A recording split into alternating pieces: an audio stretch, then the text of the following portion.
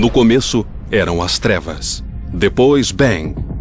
Nasceu um sistema que se expande infinitamente, feito de tempo, espaço e matéria. Vamos investigar além do que jamais se imaginou, além dos limites de nossa existência, em um lugar chamado O Universo. Há séculos, elas deixam os homens intrigados, cativando tanto astrônomos como astrólogos. O misterioso alinhamento entre as grandes pirâmides de Gizé e as estrelas de Órion podem ter sido mais que coincidência. E em vez de 12 constelações no zodíaco, na verdade, elas são 13. O que é esse 13º signo e por que foi esquecido? Os padrões que um dia orientaram marinheiros na travessia de águas traiçoeiras, hoje orientam os astrônomos na descoberta dos mistérios que se encontram nas constelações.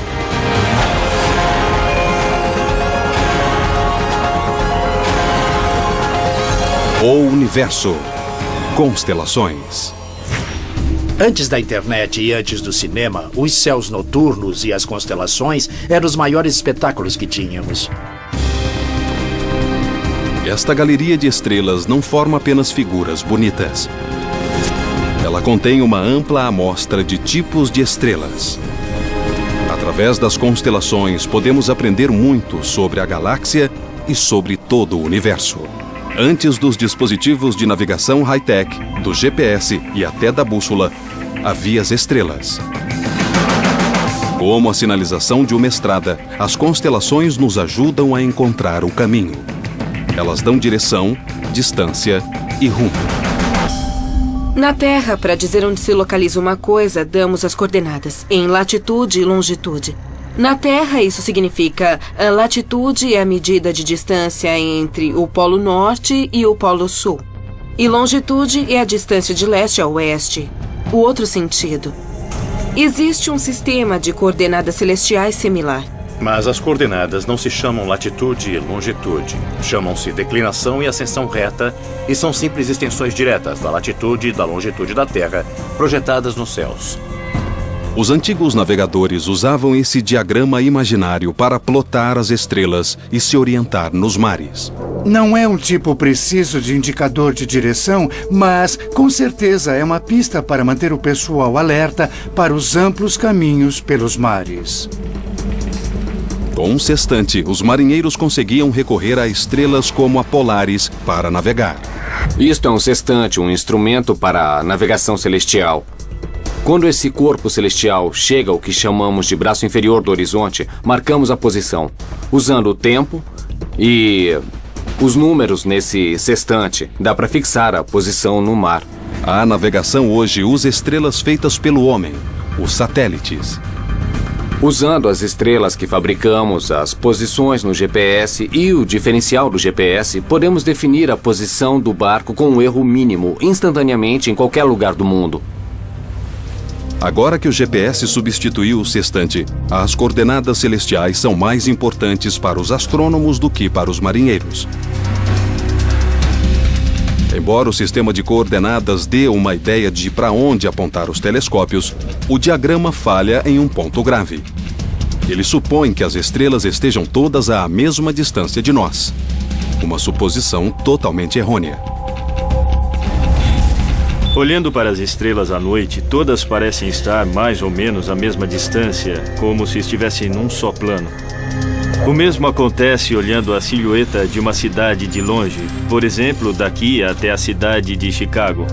Embora aqueles prédios pareçam estar à mesma distância, estão a várias distâncias diferentes. A mesma coisa com as estrelas. Embora todas pareçam estar à mesma distância, algumas estão perto, outras bem mais longe. Então, como saber que estrelas estão perto e que estrelas estão longe? Essa é a mais difícil das respostas. Essa é a maior frustração de toda a astronomia. Olhando os céus noturnos, mesmo com telescópios, não dá para saber as distâncias. Esse é o santo graal da astronomia há séculos.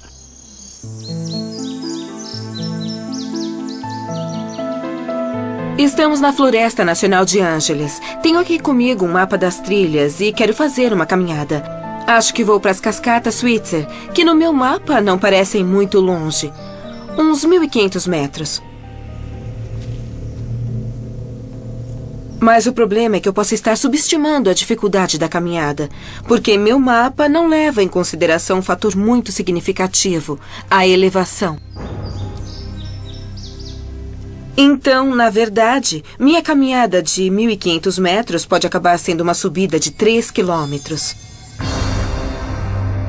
É o mesmo com o meu mapa de constelações, que não diz a verdadeira distância entre duas estrelas. Embora pareçam estar lado a lado, uma pode estar bem mais longe do que a outra, e eu nunca vou saber se considerar só as coordenadas celestiais. Como os trilheiros na mata, os astrônomos confiam em pistas para avaliar as distâncias em nosso vasto e misterioso universo. Então, quando andamos na floresta, mesmo sem um mapa que informe a elevação, podemos usar nosso conhecimento da topografia local e os tipos de árvores para indicar a altitude. Por exemplo, certas árvores preferem elevações mais baixas, outras preferem grandes altitudes. Os astrônomos também usam certos tipos de estrelas de referência como sinais familiares, como medidas de distância. A primeira ferramenta no kit dos astrônomos é o fenômeno da paralaxe, uma coisa que usamos todo dia em escala menor para ver o mundo em 3 dimensões. Para entender a paralaxe, basta um exercício muito simples que qualquer um pode fazer. Olhe para o seu dedo. Depois, olhe para uma coisa bem distante. Se usar o olho direito e alinhar seu dedo com um objeto à distância, e depois usar o olho esquerdo, vai ver que seu dedo parece, na verdade, se mexer dramaticamente. Essa aparente mudança é causada pela distância entre nossos 2 olhos. Os astrônomos medem a paralaxe só olhando para uma estrela em uma posição e depois olhando para ela de novo 6 meses depois, quando ela já se afastou o máximo possível do nosso ponto de observação. Porque em 6 meses a Terra chegará à maior distância possível da posição original. Quanto mais perto a estrela, maior a paralaxe. O problema é que as estrelas não estão muito perto. Mesmo o ângulo de paralaxe da estrela mais próxima de nós, a Próxima Centauri, é difícil de medir. É menos de 1 segundo de arco. O que é 1 segundo de arco? São 360 graus num círculo. Cada grau tem 60 minutos de arco. E cada minuto de arco tem 60 segundos de arco. A Próxima Centauri tem uma paralaxe de 0,7 de segundo de arco. É muito pequena. Para transpor a distância até estrelas mais distantes ainda, os astrônomos contam com um sinal de orientação familiar, da mesma forma que a guarda costeira usa um farol. Os homens e mulheres da guarda costeira sabem que todo farol tem uma frequência de pulsação diferente. Um pode brilhar 2 vezes por minuto, o outro 4 vezes. Eles podem usar isso para determinar sua posição exata só com base no padrão. Do mesmo jeito, os astrônomos podem usar um farol cósmico chamado estrela variável pulsante. A constelação de Cefeu, batizada com o nome do rei mítico da Etiópia, tem 57 estrelas visíveis, inclusive a Delta Cephei, uma estrela variável que é o protótipo das variáveis pulsantes. Por uma sutileza da natureza, as cefeidas marcam o tempo como um metrônomo. Quanto maior e mais brilhante, mais devagar a cefeida vai pulsar. O que nós fazemos é achar uma variável pulsante, medir seu período de pulsação, que pode ser de 10 ou 60 dias, e obter uma vela padrão. Só então poderemos determinar a que distância essa estrela está. Uma vela padrão é uma base de comparação. Uma estrela de luminosidade e distância conhecidas que se pode comparar com estrelas semelhantes. Uma lâmpada brilha com uma certa luz que corresponde a uma certa quantidade de watts. Mas essa luz vai parecer muito mais brilhante se você estiver bem perto da lâmpada do que se estiver a 3 metros dela. Então, a luminosidade da estrela não muda. É aquela. Mas a magnitude aparente depende de onde você está, da distância em que está. Se está perto do objeto ou se está olhando do outro lado da rua. Se uma cefeida não parece tão brilhante, deve estar muito longe. Os astrônomos conseguem calcular a distância com base na palidez de sua aparência. Olhando minha variável pulsante e plotando a curva da luz em quanto tempo passa de brilhante a pálida e a brilhante de novo, eu sei qual é o brilho intrínseco dessa estrela. E consigo calcular a distância das estrelas variáveis, observando seu período de variação. Foi assim que Edwin Hubble conseguiu determinar que Andrômeda estava 2 milhões de anos-luz além de nossa galáxia. Mas as variáveis pulsantes têm limite. Para medir as distâncias para além de Andrômeda, os astrônomos contam com as supernovas.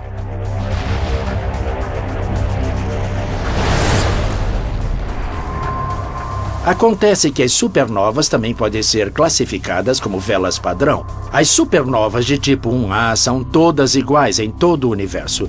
Nós sabemos como calibrar, e é assim que determinamos as distâncias até o Big Bang, o próprio limite do universo.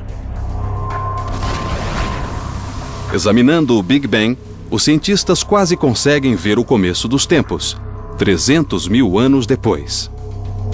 Até nossas constelações mais conhecidas têm muito a nos ensinar sobre o cosmo.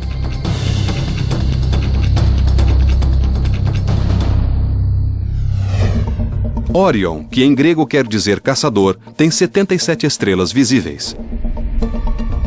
Alnitak, Alnilam e Mintaka são as 3 estrelas no cinturão de Órion. Nos tempos modernos, ao caçar Órion, os astrônomos acharam uma variedade de objetos impressionantes. Quando vejo Órion, vejo também a vida e a morte das estrelas. Logo abaixo do cinturão está um pequeno borrão chamado Orion Nebula. É um berçário de estrelas bebês, e dá para ver ao olho nu. Órion também guarda um par de joias estelares. No ombro superior esquerdo de Órion, você vai ver a gigante vermelha Betelgeuse. Deixando o olhar para a direita, na estrela que seria, digamos, a perna, você vai ver a supergigante azul Rigel.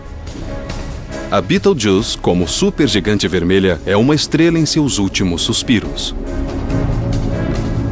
Uma supergigante vermelha é uma estrela bem mais fria que nosso Sol, mas é muito maior. A Betelgeuse tem 14 vezes a massa do nosso Sol. Quando seu combustível nuclear acabar, ela vai se tornar instável e implodir em uma supernova colossal. E pode acontecer a qualquer momento. E quando explodir, vai iluminar todo o céu noturno, sendo visível até durante o dia. Talvez já tenha explodido. Está a 427 anos-luz da Terra. Ou seja, talvez já tenha explodido, mas ainda não deu tempo da luz chegar até nós. A supernova vai atrair mais atenção para os céus, que nos encantam há milhares de anos.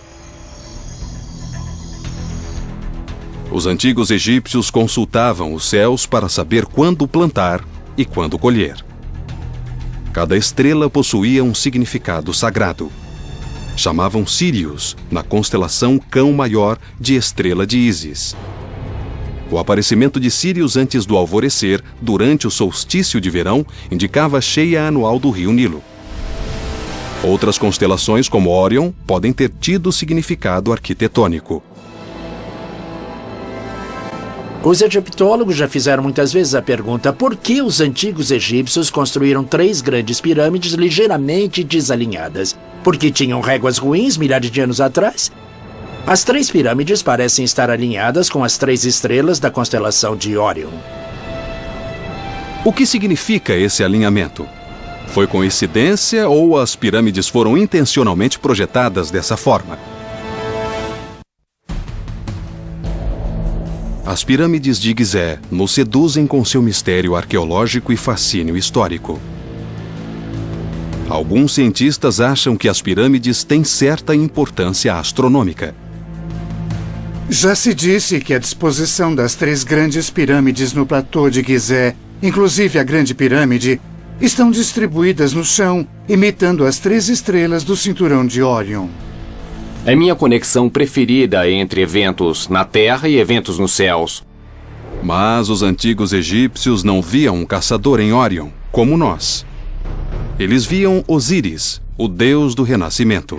Alguns especulam que as passagens de ar no interior das grandes pirâmides foram especificamente projetadas para lançar aos céus as almas dos faraós.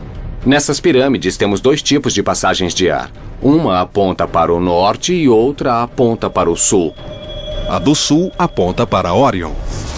Ou seja, a alma do faraó seria lançada por essa passagem para ficar ligada a Osíris, Órion e ressuscitar, gozando da vida eterna. Mas outros são um pouco mais céticos. Para fazer isso combinar direitinho, seria preciso virar de cabeça para baixo, ou na terra ou nos céus. Se os egípcios deram importância ao norte e ao sul, na pirâmide, não faz nenhum sentido dizer que eles alinharam as estrelas direito e, na hora de mapear o solo, viraram tudo de cabeça para baixo. A passagem norte aponta para uma estrela específica. Aqui aponta para o norte, aponta para a estrela polar. Na época, 2000 anos antes de Cristo, 2000, 3000 anos antes, essa estrela polar era Tuban. Tuban está localizada na constelação do Dragão ou Draco. O Dragão tem 79 estrelas visíveis. Tuban foi substituída pela estrela polar da nossa geração, Polaris. Ela ilumina o Ártico, governando nossos céus como um farol sobre o Polo Norte. Localizada na constelação Ursa Menor, ela é 2.500 vezes mais brilhante que o Sol, empalidecendo as companheiras polares AB e B. Embora governe os céus como nossa estrela polar desde que temos lembrança, seu reinado não será eterno. Enquanto está orbitando em volta do Sol, a Terra inclina-se para lá e para cá. Essa oscilação é chamada de precessão. Se a Terra fosse uma esfera perfeita, não haveria precessão. Mas as forças gravitacionais da Lua e do Sol fazem pressão sobre o equador saliente, perturbando a rotação da Terra. Agora, a Terra é como um giroscópio ou um peão giratório. Observe que se eu girar isso depressa e depois movimentar o eixo, ele aponta na mesma direção. É como a Terra que aponta em direção a Polaris. Então, quando a Terra dá volta no Sol, ela sempre aponta na mesma direção. No entanto, a precessão é causada pela interferência gravitacional e a Terra começa a oscilar. Enquanto oscila, o eixo da Terra descreve um círculo no céu. Demora 26.000 anos para completar um círculo. O Polo Norte celestial vai se afastando cada vez mais da posição de Polaris. Eu digo que daqui a uns 14.000 anos, mais ou menos na metade do círculo, ele vai estar muito perto da estrela Vega. E como Vega é muito mais brilhante do que as outras estrelas nessa área do céu, ela será uma estrela muito significativa no Polo Norte. Em 26.000 anos, o eixo da Terra centrado no Polo Norte fará um círculo completo e voltará a apontar para onde está hoje. E Polaris vai destronar Vega e retomar o título de nossa estrela do norte. Quanto mais perto de um dos polos da Terra, mais a estrela se mantém fixa nos céus. Os astrônomos chamam essas estrelas de circumpolares, ou seja, visíveis o ano todo. Na verdade, todas as constelações das estrelas do norte, como Little Dipper e Big Dipper, percorrem um círculo razoavelmente pequeno. E o resultado é que dão a volta em Polaris sem nunca surgir nem se pôr. Quanto mais ao sul, mais constelações nascem, digamos no início da noite, e se opõem no fim da noite. Portanto, não tem essa propriedade mágica. As estrelas variam em tamanho, densidade e também em brilho. Em vez de exibir um brilho constante, como a maioria das estrelas, as variáveis pulsam, iluminando-se e empalidecendo num padrão hipnótico. Uma estrela variável é como uma chaleira. Então, vamos imaginar uma chaleira no fogo. A água se expande, a tampa sobe, libera o excesso de energia e desce. Acumula pressão, sobe e desce de novo. Quase do mesmo jeito, a atmosfera das estrelas variáveis se expande e se encolhe. Com o tempo, isso dá aparência mais brilhante e mais pálida. Isso pode acontecer em horas, pode acontecer em dias ou até em meses. Estrelas variáveis de uma categoria especial chamadas T Tauri pulsam porque são jovens e instáveis. Como adolescentes teimosos, as T Tauri têm explosões erráticas.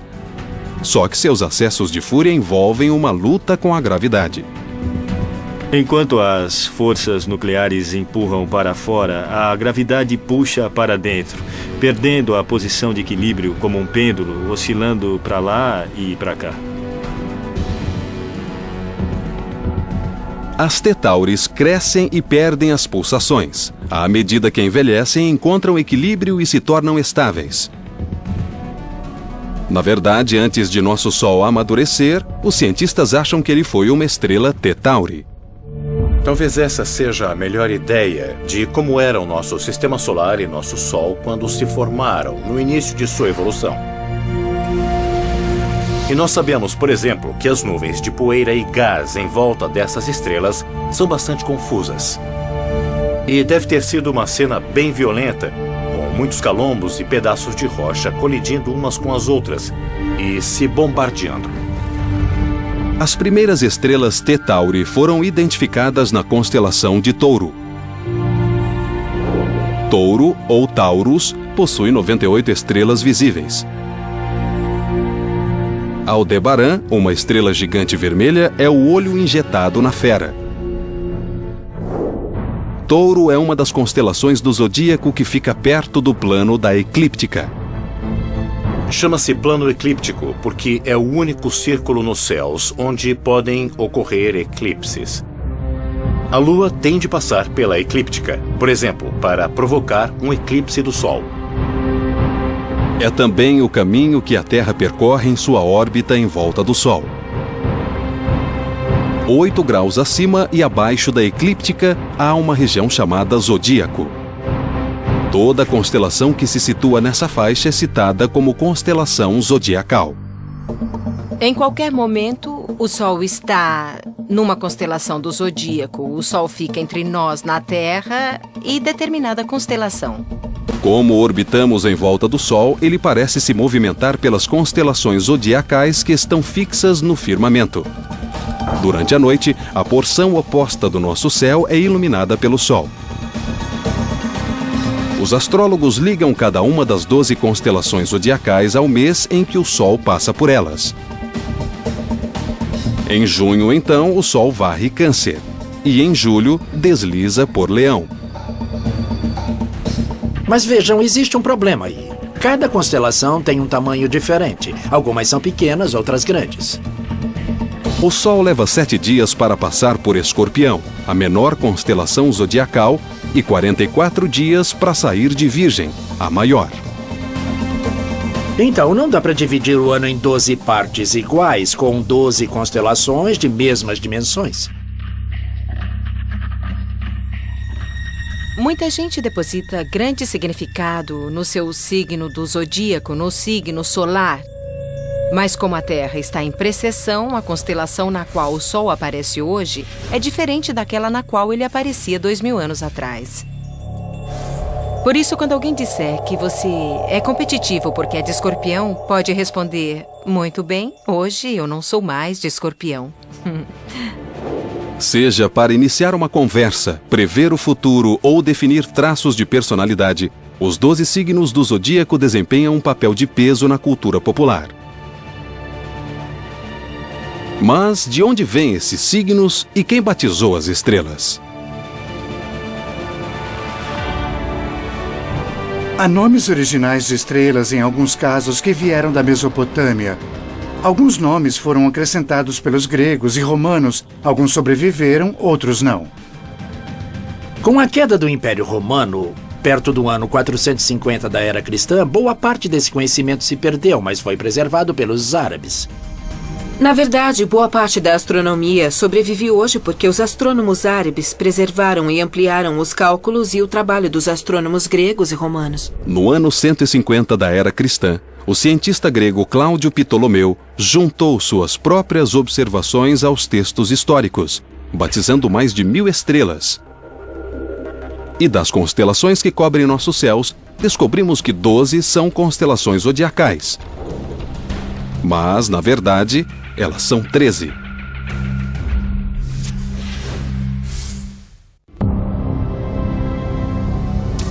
Mesmo que não sejamos adeptos da astrologia, quase todos sabemos qual é nosso signo astrológico. O que a maioria não sabe é que, em vez de 12 constelações zodiacais, na verdade, existem 13. Ofiuco, que em grego significa caçador de serpente, é nosso signo esquecido. Tem 55 estrelas visíveis e é onde está Barnard, a estrela que mais rápido se move em nosso firmamento. Aninhada entre Escorpião e Sagitário, Ofiuco deixa pequenas as constelações vizinhas. Embora seja um dos 48 padrões originais de estrelas que Ptolomeu classificou, alguns cientistas especulam que ela teria sido dispensada como signo zodiacal para se manter um número par de 12. Outros acham que a precessão poderia ter empurrado Ofiuco para fora do zodíaco, mas a verdadeira resposta ainda é um mistério. A única estrela no universo que não pertence a uma constelação específica é o nosso Sol. Em termos comparativos, o Sol é uma estrela típica de massa média que está envelhecendo. Mas estrelas com 50 ou 100 vezes a massa de nosso Sol são chamadas estrelas Wolf-Rayet. A mais brilhante delas, que se pode observar, é a Gamma Velorum, na constelação Vela. Essas massivas estrelas são extremamente luminosas e estão em seus últimos estágios de evolução. A razão de serem tão luminosas é que estão derramando energia e radiação de modo tão furioso que essa força é suficiente para empurrar as camadas externas da atmosfera dessa estrela. Essas estrelas se evaporam, tal o calor e a radiação que geram, restando apenas um núcleo central muito, muito quente. Embora os cientistas não tenham observado diretamente a morte de nenhuma, a especulação é que as estrelas Wolf-Rayet terminem a vida em colossais explosões de supernova, ou talvez se extingam formando massivos buracos negros. Mas antes disso, elas exibem um show espetacular, explodindo todas as suas camadas externas de gás no meio interestelar. Hoje, nossa rede de telescópios de solo e espaciais permite aos astrônomos ver qualquer ponto nos céus. Mas os antigos astrônomos no hemisfério norte não podiam ver que o hemisfério sul oferece uma visão totalmente diferente. No hemisfério sul, o detalhe de maior destaque nos céus noturnos é a Via Láctea. Na Via Láctea existem zonas que são escuras, são nuvens de poeira, mas quando se olha da Terra são só escuras, contra um fundo de uma Via Láctea e de estrelas muito brilhantes. É a coisa mais notável. Essas nuvens escuras parecem buracos na faixa estrelada da Via Láctea. Existe um padrão tão peculiar nesses buracos que algumas civilizações, inclusive especialmente os Incas na América do Sul, identificavam essas manchas escuras como absorções ou constelações mesmo. Estas densas formações de poeira são conhecidas como constelações de nebulosa escura. Existe uma incrível ausência de estrelas numa região perto do centro da galáxia, que é chamado de saco de carvão. É uma nuvem de poeira tão densa que bloqueia toda a luz das estrelas atrás dela. Hoje o saco de carvão está na constelação Cruzeiro do Sul. A Cruzeiro do Sul, ou Crux, é a menor constelação e tem 20 estrelas visíveis. Os marinheiros confiavam nas estrelas Alfa e Gama dessa constelação para localizar o Polo Sul, já que não existe estrela polar no hemisfério sul. Com o desenvolvimento da astronomia, a comunidade científica se deu conta de que precisava unificar os nomes e formas das constelações. Em 1922, formou-se o grupo International Astronomical Union. Era como que um corpo político de cientistas designados para dividir os céus e definir os limites. Todo mundo concordaria assim com eles. Esses limites se baseavam nas constelações históricas. O grupo adotou a maioria das constelações originais de Ptolomeu e acrescentou outras, para incluir todas as estrelas visíveis sem sobreposição. Algumas foram batizadas mais recentemente no hemisfério sul, quando os europeus deram uma boa olhada nos céus meridionais. Ao todo, 88 constelações oficiais cobrem os céus noturnos. Mas há pequenas coleções de estrelas que formam padrões óbvios, chamadas asterismos, como a Little Dipper e a Big Dipper. A Big Dipper é composta das estrelas mais brilhantes da Ursa Maior. A Ursa Maior tem 71 estrelas visíveis. A Big Dipper é reconhecida por sua semelhança com uma concha de cozinha. A Big Dipper é, provavelmente, o objeto mais fácil de achar no céu, mesmo que não se conheça mais nada. Embora seja um asterismo tão familiar, a Big Dipper ainda é cheia de surpresas. A segunda estrela no cabo da concha, a Mizar, parece um único ponto de luz, mas um olhar mais atento revela que são 5 estrelas chamejantes. Cygnus ou Cisne tem 79 estrelas visíveis. Uma estrela chamada Deneb é uma usina de energia termonuclear que forma a cauda do cisne. Com 200 vezes o diâmetro do nosso Sol e 250 mil vezes mais brilhante, Deneb é um dos maiores exemplos de uma estrela branca supergigante. É uma estrela numa fase de evolução bastante incomum. Existem poucas estrelas como ela, e elas não passam muito tempo da vida em condições de luminosidade tão forte. As supergigantes brancas são raras, porque a estrela está em transição de supergigante vermelha a azul, uma fase que dura apenas alguns milhões de anos. Isso pode parecer muito tempo segundo os padrões humanos, mas para uma estrela é menos de 1% de sua vida. Para uma constelação batizada com o nome de uma ave tão graciosa, Cisne carrega cicatrizes de um passado violento. Cisne também abriga uma coisa chamada Cygnus Loop, que é um resto da supernova, uma estrela que explodiu em pedaços, basicamente. Um buraco negro aberto chamado Cygnus X1 ocupa o coração do cisne. Cygnus X1 é um buraco negro de massa sólida, 8,7 vezes a massa do nosso Sol, que está em órbita de outra estrela. Cygnus X1 foi o primeiro buraco negro a ser registrado. Detectamos Cygnus X1 não tanto por causa do buraco negro, porque é preto e é muito difícil de ver, mas por causa do seu efeito na companheira, que é uma estrela gigante. O buraco negro está lentamente devorando a companheira. E, com o tempo, provavelmente vai engolir a estrela. E quando isso acontecer, uma constelação vai perder uma estrela. E nossa percepção do firmamento noturno vai mudar para sempre.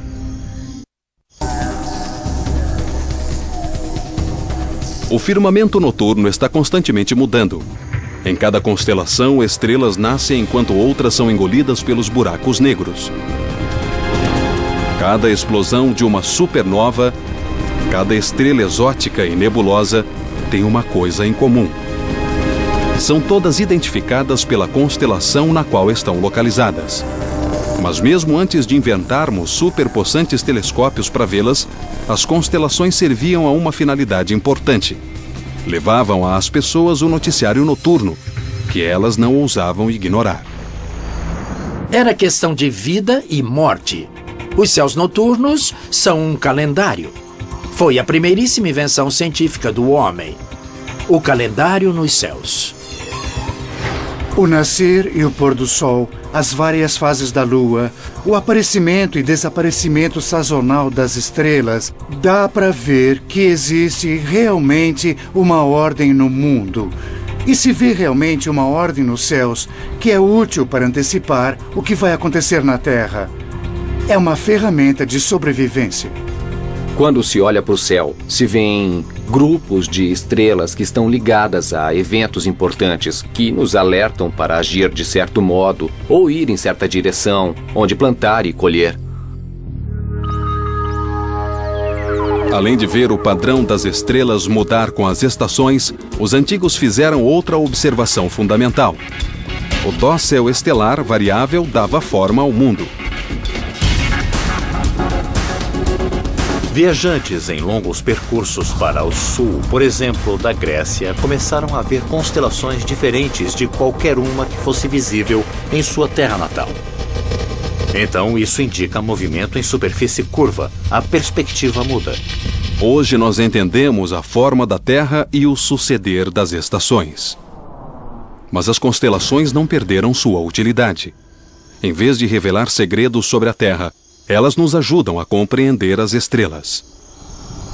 Uma constelação é bem parecida com o Museu de Arte. No Museu de Arte, você vai ver artistas que usaram vários tipos de materiais, tintas, fotografias e objetos comuns. Numa constelação, você tem estrelas que são feitas de materiais diferentes.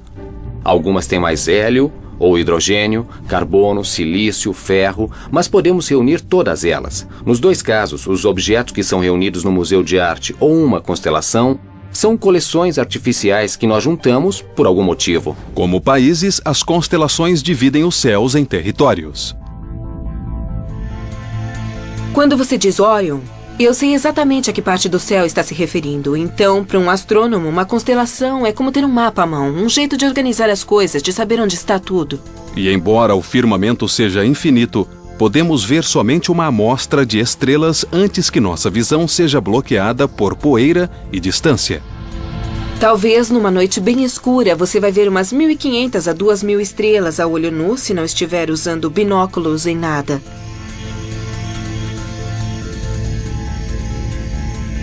O que se vê é só uma fração mínima do que existe.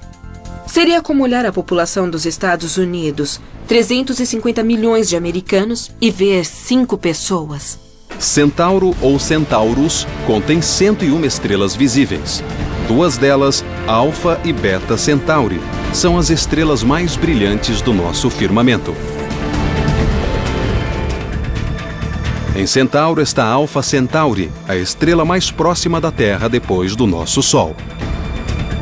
E um olhar mais atento revela que Alfa Centauri, na verdade, é um sistema estelar triplo. Não é raro que as estrelas dividam o palco com 1 ou 2 coestrelas em sua órbita. Aliás, essa é a regra. Mais de 60% das estrelas que se veem nos céus, na verdade, são estrelas duplas, triplas, quádruplas. Nosso Sol é uma exceção. Parece que nosso Sol não tem companheira. Enquanto nosso Sol faz sua viagem solitária pelo espaço, as estrelas Ômega Centauri nunca ficam sem companhia.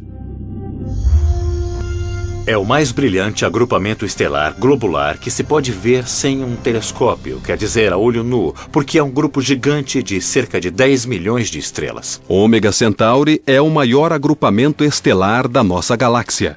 Essas estrelas intimamente ligadas têm órbitas diferentes, complicadas, mas mesmo assim conseguem se movimentar como um único grupo. De onde vem o agrupamento é a dúvida de todos. É um objeto fora do comum, e muitos astrônomos suspeitam que possa ser o centro de uma galáxia que foi engolida, consumida pela Via Láctea, quando caiu nela. Isso acontece com bastante frequência porque grandes galáxias são canibais e comem as pequenas galáxias. A Ômega Centauri, por exemplo, pode ser o que restou de um desses processos. A luz de Alfa Centauri leva cerca de 4,2 anos para chegar até nós. Mas quando olhamos Ômega Centauri, estamos vendo uma luz que viajou 16 mil anos. E isso é indicação da verdadeira dimensão de Centauro. E mostra também que uma constelação existe somente nos olhos de nossa mente. E que cada estrela, como cada obra de arte, suplica para ser explorada.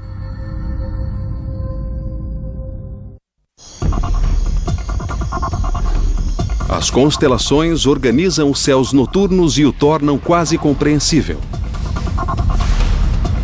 Enquanto contemplamos as luzes piscando, é fácil esquecer que cada uma é um dos bilhões de sóis chamejantes, fundindo elementos e talvez criando novos mundos. A distância não permite que tenhamos noção do poder das estrelas. Nem permite que tenhamos noção da infinita profundidade do espaço que estamos vislumbrando. Os planos nivelados das constelações são uma ilusão.